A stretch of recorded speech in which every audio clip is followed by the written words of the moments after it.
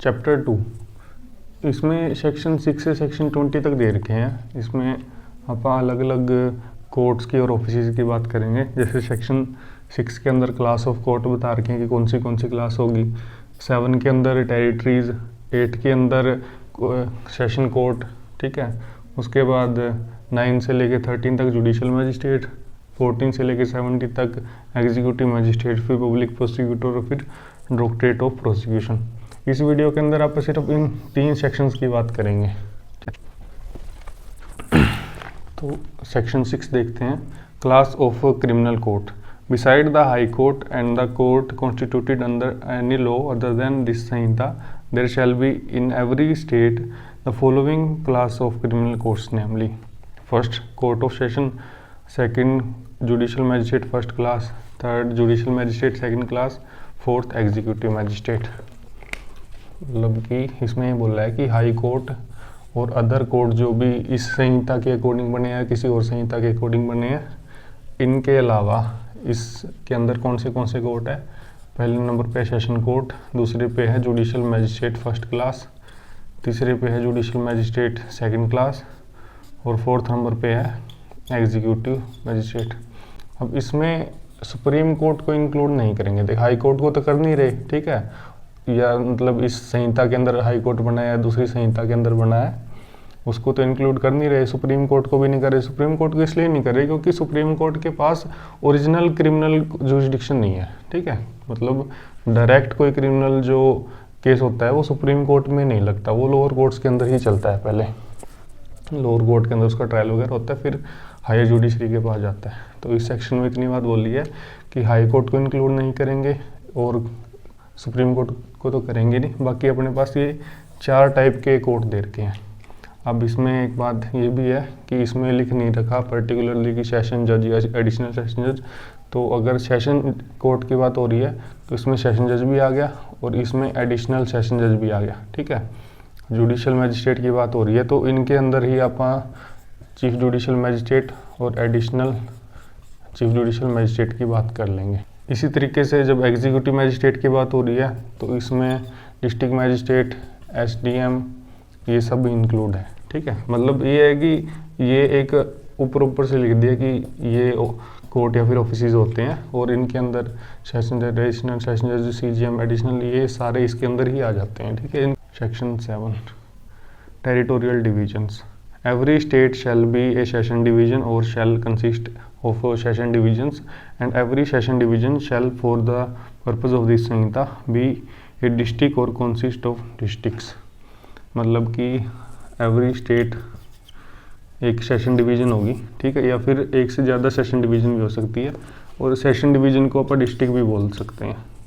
इसमें सिर्फ इतनी बात है सब सेक्शन फर्स्ट के अंदर कि एवरी स्टेट में एक सेशन डिवीजन होगी और इसको अपन डिस्ट्रिक्ट बोलते हैं, ठीक है। मतलब डिस्ट्रिक्ट एक ज़्यादा पॉपुलर वर्ड है। आप मतलब बात करते हैं कि आप कहाँ से हो तो हम बताते हैं अपने टाउन का नाम या गांव का नाम बताते हैं, उसके बाद डिस्ट्रिक्ट बताते हैं कि उस डिस्ट्रिक्ट के अंदर पड़ता है। तो उस तरीके से है, मतलब सेशन डिवीज़न का मतलब होता है डिस्ट्रिक्ट। उसके बाद सेकंड सबसेक्शन में बोला है कि state government may after consultation with high court alter the limit or number of such divisions and districts. दूसरे सबसेक्शन में बोला है कि जो स्टेट गवर्नमेंट है ये हाई कोर्ट से कंसल्ट करेगी कि जो ये डिवीज़न है या फिर सेशन जो है, डिवीज़न या फिर डिस्ट्रिक्ट जो है, इनके लिमिट, मतलब किस डिस्ट्रिक्ट को कितना एरिया देना। मान के चलते हैं कि इस एरिया के अंदर 3 डिस्ट्रिक्ट है, ठीक है। स्टेट गवर्नमेंट जो है वो हाई कोर्ट के साथ कंसल्ट करेगी कि इस कोर्ट का जो एरिया है वो इतना ही रखना है या फिर इसको इतना एरिया दे दें, ठीक है। ये हाई कोर्ट से कंसल्ट करने के बाद इसमें चेंजेस करेगी। और उसके बाद एक तो लिमिट, दूसरी बात इनका नंबर, कि एक स्टेट के अंदर 3 डिवीज़न रखनी है या अपन ने 4 डिवीज़न कर देनी है, कितनी भी डिवीज़न कर देनी है। तो इनकी जो लिमिट होगी और जो नंबर होगा वो स्टेट गवर्नमेंट हाई कोर्ट से कंसल्ट करने के बाद कम या ज़्यादा कर सकती है, ठीक है। उसके बाद आता है state government may after consultation with high court divide any district into sub divisions and may alter the limit or number of the sub divisions. अब पिछले जो सब सेक्शन में अपन ने किया था कि किसी सब डिवीज़न का लिमिट घटाई या बढ़ाई जा रही थी, या इनके नंबर घटाए बढ़ाए जा रहे थे, ठीक है। इस सब सेक्शन में क्या कर रहे हैं, जो ये ऑलरेडी मान के चलते अपने पास 3 डिवीज़न थी, तो स्टेट गवर्नमेंट जो है वो हाई कोर्ट से कंसल्ट करने के बाद इन डिवीजन्स को सब डिवीज़न में बांट सकती है। ऐसे कह सकती है कि ये जो डिवीज़न है इसकी सब डिवीज़न ये बना दो, ठीक है, इसकी एक सब डिवीज़न ये बना दो, ठीक है। इस तरीके से भी कर सकती है स्टेट गवर्नमेंट। उसके बाद 4th सब सेक्शन में है the session division, district and sub divisions existing in state at the commencement of this Sanhita shall be deemed to have been formed under this section। 4th sub section के अंदर ये बात बोल रही है। जैसे इन 3 सेक्शंस में अपन ने क्या किया था कि जो स्टेट गवर्नमेंट है पहले तो फॉर्म कर रही है सब डिवीजन को, ठीक है, दूसरे में इनकी लिमिट या इनके नंबर को चेंज कर रही है, तीसरे के अंदर इसके अंदर सब डिवीजन बना रही है, ठीक है, मतलब इस BNSS के अकॉर्डिंग कर रही है ये। बट 4th सब सेक्शन में ये बोला है कि अगर कोई ऑलरेडी एग्जिस्टेड सब डिवीज़न है, कोई सब सेशन डिवीज़न कोई पहले से ही एग्जिस्टेड है, इसका कहने का मतलब क्या है कि कोई सब डिवीज़न CRPC के अकॉर्डिंग बनी थी, जो इससे पहले अपना जो क्रिमिनल प्रोसीजर था, कोई अगर सब डिवीज़न डिस्ट्रिक्ट अगर CRPC के अकॉर्डिंग बनी थी तो हम ये मानेंगे कि वो इसी के अकॉर्डिंग बनी है। कोई डिवीज़न अगर CRPC के अकॉर्डिंग बनी थी तो अपन ये मानेंगे कि वो BNSS के अकॉर्डिंग ही बनी है। Section 8 court of session. Session court ये सेशन जज या फिर एडिशनल सेशन जज से रिलेटेड या उनके कॉन्स्टिट्यूशन से रिलेटेड प्रोविजन सिर्फ इसी सेक्शन के अंदर दे रखे हैं, तो इसको ध्यान से पढ़िएगा, ठीक है। 1st sub section the state government shell establish a court of session for every session division. मतलब स्टेट गवर्नमेंट ने ये डिवीजन्स बनाई थी, तो इनके अंदर एक एक सेशन कोर्ट भी बनाएगी स्टेट गवर्नमेंट, ठीक है। Subsection 2 every court of session shall be presided by a जज be appointed by high court. मतलब जितनी भी ये बनाई है, जितने भी ये एस्टेब्लिश किए हैं सेशन कोर्ट, इनके अंदर एक एक जज बैठाया जाएगा, ठीक है। मतलब इनके अंदर जो कोर्ट होगी उसकी प्रोसीडिंग्स इस जज के द्वारा ही कंडक्ट करी जाएगी, ठीक है। और इस जज को अपॉइंट कौन करेगा, इस जज को हाई कोर्ट अपॉइंट करेगा। अब हाई कोर्ट के बारे में एक बात यह है कि स्टेट का जो हाई कोर्ट होएगा वही अपॉइंट करेगा, ठीक है। ऐसे नहीं कि किसी दूसरे स्टेट का हाई कोर्ट अपॉइंट कर दे, जैसे हरियाणा एंड पंजाब स्टेट का जो हाई कोर्ट है वो चंडीगढ़ के अंदर है, ठीक है। तो अगर हरियाणा के कॉन्टेक्स्ट में बात हो रही है तो यहाँ पे इम्प्लाइड है कि Haryana and Punjab high court की बात हो रही है। ऐसे ही अगर राजस्थान की बात हो रही है तो जयपुर में जो हाई कोर्ट है उनका उसकी बात हो रही है, ठीक है। मतलब कि ये जितनी भी डिवीज़न होगी स्टेट गवर्नमेंट इनके अंदर एक एक कोर्ट बनाएगी और उनके अंदर एक एक जज बैठा होगा जो उसकी प्रोसीडिंग को रन करेगा, और इस जज की अपॉइंटमेंट हाई कोर्ट द्वारा करी जाएगी, ठीक है। इस सेक्शन में सिर्फ इतनी बात है फिलहाल, आगे देखते हैं। The High Court may also appoint additional session judge to exercise jurisdiction in the court of session। मतलब कि जो हाई कोर्ट जो है ना वो एडिशनल सेशन जज भी अपॉइंट कर सकती है, कि मान के चलो कि ये डिविजन्स बना रखे स्टेट ने, कोई डिवीज़न बिल्कुल छोटी छोटी है, ठीक, एक डिवीज़न इतनी बड़ी है, अब इनमें तो एक सेशन जज बैठ जाएगा, ठीक है। बट यहाँ पे एक सेशन जज से काम नहीं चलेगा, तो यहाँ पे एक एडिशनल सेशन जज को भी अपॉइंट कर सकता है high court. Subsection 4 the session जज of one session division may be appointed by the high court to be also an additional session judge to another division, and in such case he may sit for disposal of case at such place or place in other division as high court may direct। अब इसमें एक बात ये बोल रही है कि state government ने डिविजन्स बना दी, ठीक है, और ये वाली डिवीज़न बहुत छोटी बना दी, ठीक है। अब इनमें सभी में सेशन जज बिठा दिया, अब ये डिवीज़न बहुत छोटी है, तो एक सेशन जज है जो कोई भी, उसको हाई कोर्ट इसका एडिशनल सेशन जज बना सकती है कि भाई देख तेरे पास ये तो इस डिवीज़न का सेशन जज है, ठीक है, तेरे पास काम कम है, और ये छोटी डिवीज़न है तो इसको संभाल लियो, ठीक है। इस पे यार क्या ही अपन सेशन जज अपॉइंट करेंगे, तू इस डिवीज़न का एडिशनल सेशन जज बन जा, इतनी सी बात है, ठीक है। और आगे इस सब सेक्शन में ये बात बोली है कि इसकी सीटिंग वहाँ होगी जहाँ हाई कोर्ट बोलेगा भाई तू यहाँ पे बैठेगा, ठीक है। यहाँ पे बैठ सकता है या फिर यहाँ पे बैठ सकता है या फिर यहाँ पे बैठ सकता है, जहाँ भी हाई कोर्ट ने ऑर्डर दिया है वहाँ पे इसकी सीटिंग होगी, ठीक है। ऐसा नहीं है कि गया और कहीं भी सेंटर में अपनी सीटिंग लगा के बैठ गया, ऐसा नहीं होगा। जहाँ हाई कोर्ट ने बताया है वहीं बैठना है आपने।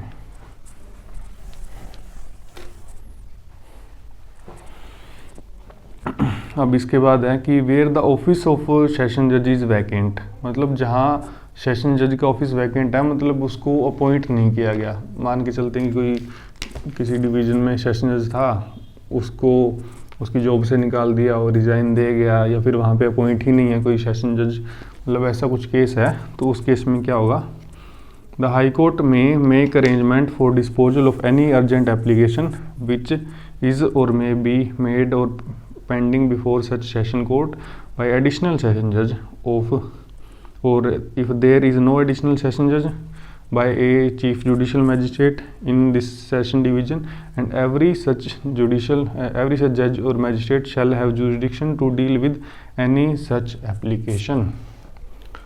अब इसमें ये बात बोल ली है, ये डिविजन्स थी, ठीक है, इनमें थे सेशन जज जो भी थे, ठीक है। अब इसमें एक सेशन जज था, एक एडिशनल सेशन जज था, एक चीफ जुडिशियल मैजिस्ट्रेट था। तो सेशन जज जो था इसकी पोस्ट खाली होगी। अब यहाँ पे कोई अर्जेंट एप्लीकेशन है, मतलब कोई अर्जेंट केस वगैरह है या फिर कुछ है, तो हाई कोर्ट क्या करेगा, हाई कोर्ट इस एडिशनल सेशन जज को ऑर्डर दे देगा, बोला भाई तू इसका सेशन जज की कुर्सी पे बैठ जाए, ये तो है नहीं अभी, इसकी पोस्ट खाली है, तो एक बार इसकी कुर्सी पे बैठ के एक बार सारा केस निपटा दे, फिर देखेंगे, ठीक है। High court session additional session जज को बोलेगा, ठीक है। बट अगर एडिशनल सेशन जज की भी पोस्ट खाली है, ये भी वैकेंट है, तो ये चीफ जुडिशियल मैजिस्ट्रेट को बोलेगा कि भाई इसकी कुर्सी पर जाकर बैठ जाए और उसके काम देख ले। इसमें बस इतनी बात है। अब मैं आपको एग्जांपल में डिवीज़न बता रहा हूँ, ठीक है, उसके अंदर सेशन जज या फिर एडिशनल सेशन जज ही बिठा रहा हूँ, ठीक है। बट इसके अंदर और भी कोर्ट्स होते हैं जो अपन इसमें सेक्शन 6 के अंदर पढ़ा कि सेशन होता है, कोर्ट ऑफ सेशन होता है, judicial magistrate first class, second class, executive magistrate, ये सब होते हैं। ये मैं आपको समझाने के लिए बता रहा हूँ कि इतनी डिवीज़न होगी, इसमें ये बिठा दिया, इसमें ये बिठा दिया। आप ऐसे मत समझना कि एक डिवीज़न के अंदर एक सेशन जज ही होता है अकेला, और भी बहुत सारे ऑफिसेज होते हैं, और भी बहुत सारे कोर्ट होते हैं। सेशन जज की बात इसलिए होती है क्योंकि मतलब ये हायर पोस्ट होती है एक डिस्ट्रिक्ट के अंदर, इसके बाद तो हाई कोर्ट आता है सीधा, तो इसलिए सेशन जज से डील कर रहे हैं, तो मैं सिर्फ सेशन जज की बात कर रहा हूँ।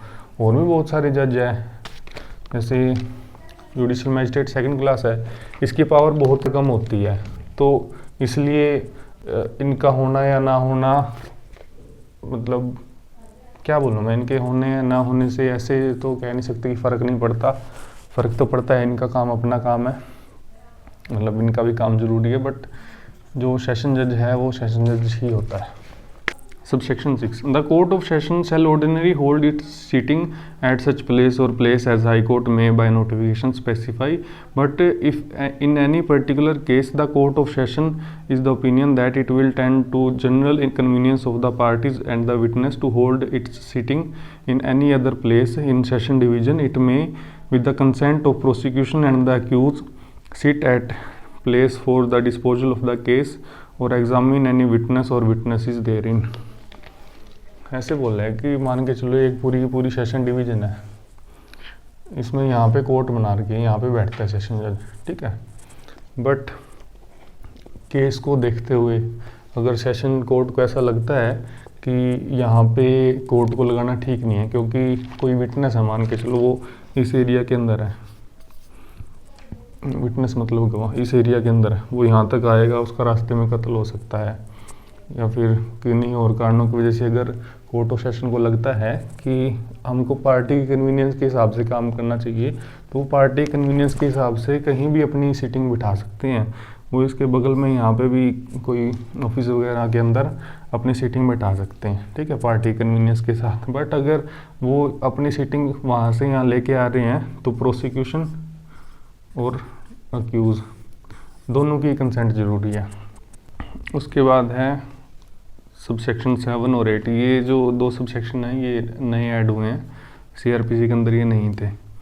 द सेशन जज मे from time to time make order consist with this Samhita as distribution of business among the additional session जजेस।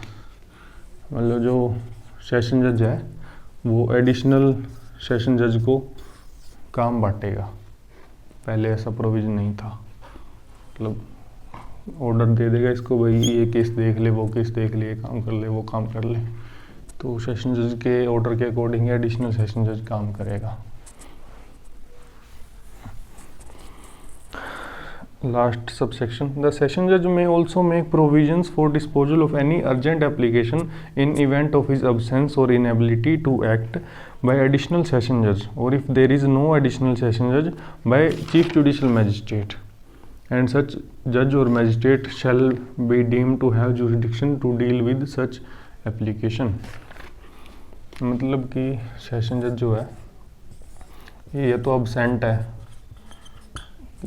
किसी शादी में गया है या फिर कुछ और काम से अब्सेंट है, या फिर अनेबल है, बीमार है, या कुछ और कारणों की वजह से ये अपना काम नहीं कर पा रहा, तो ये एडिशनल सेशन जज को बोलेगा, बोला भाई मैं 2 दिन के लिए बाहर हूँ तो वो मेरा काम देख ले, ठीक है। और वही जैसे पिछले सबसेक्शन में अपन देखा था, अगर एडिशनल सेशन जज नहीं है तो चीफ जुडिशियल मैजिस्ट्रेट को बोल देगा कि भाई तू तो काम देख ले मेरा यार, ठीक है। और आगे इस सबसेक्शन में बोला है कि जो ये एडिशनल सेशन जज या फिर CJM जो है वो सेशन जज की पावर को यूज़ करेंगे।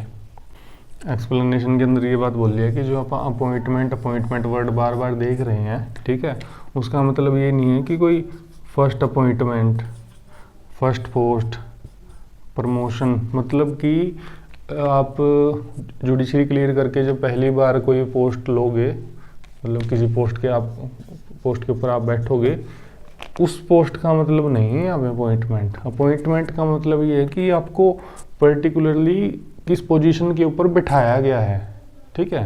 मतलब जैसे जो चीफ जुडिशियल मैजिस्ट्रेट होता है, ठीक है, वो होता है एक जुडिशियल मैजिस्ट्रेट फर्स्ट क्लास। अब चीफ जुडिशियल मैजिस्ट्रेट की पोस्ट है ना, किसी भी judicial magistrate chief judicial magistrate first class को दी जा सकती है, ठीक है। तो अगर जहाँ पे CJM की बात हो रही है बार बार, तो वहाँ उसको बैठाने की बात हो रही है, ऐसा नहीं है कि वो अपॉइंट होके आया है, फर्स्ट अपॉइंटमेंट की बात नहीं हो रही है। जब उसको उस पर्टिकुलर काम के लिए बैठा दिया गया, वो पर्टिकुलर काम कोई सौंप दिया गया उसको, तो उसको अपॉइंटमेंट बोलेंगे यहाँ पे। ऐसा नहीं है कि वो नौकरी लग गया अपॉइंट हो गया, नहीं। अगर उसको कोई पर्टिकुलर काम सौंपा गया है तो उस पर्टिकुलर काम के कॉन्टेक्स्ट में उसके अपॉइंटमेंट की बात हो रही है, ठीक है। अगर आपको वीडियो अच्छी लगी तो लाइक करें, सब्सक्राइब करें, शेयर भी कर देना। Bye bye.